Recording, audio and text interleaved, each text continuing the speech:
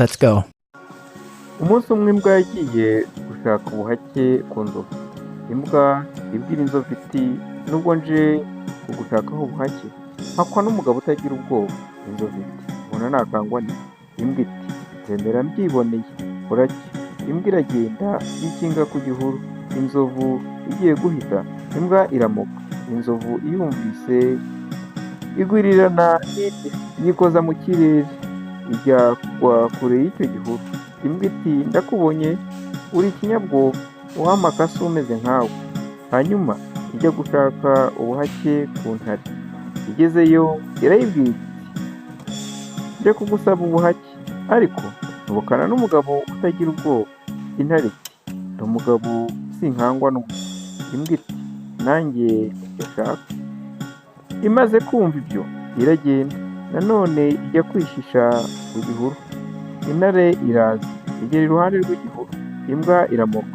Intare ikiyumva irazimiza igenda itontoma igwa kure y'igihuru. Imbwa iti nta byaba ndagiye sinahakwa n'umugabo w'igikanya nkawe.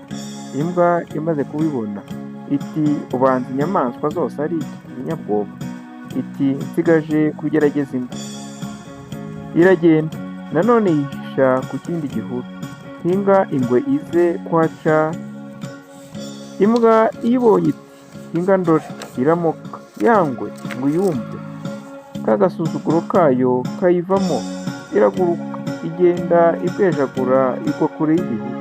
Imbwa iribwira iti nta by'inyamaswa zose ni ibikange ni ibinyabwoba ahasigaye ni ukugerageza kabugurubutu.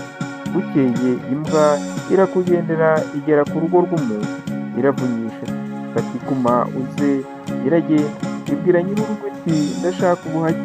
Umugabo ati urashaka ubuhake uzi gukora iki? Imbwa iramubwira iti imirimo yose ndayizi. Nyir'urugo ati genda bakwereka aho uryama ejo tuzabivugana. Bukeye imbwa ibonye wa mugabo agiye ku irembo iragenda yikinga munsi y'umugina wari hafi y'inzira. Umugabo ageze hafi y'umugina ya mbwa irasama iraroha iramoka cyane. Wa mugabo ayumvise ati gapfe gapfe wa gikoko.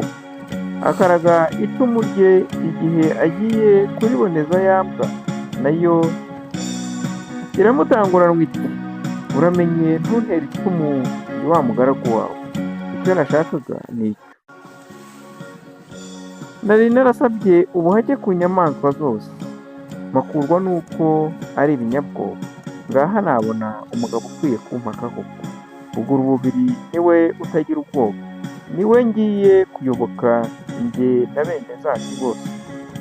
Nguko uko imbwa yaje guhakwa ku bantu kuko batagira ubwoba nk'inyamaswa na zimwe z'inkazi dutinya burya zirusha abantu ubwoba.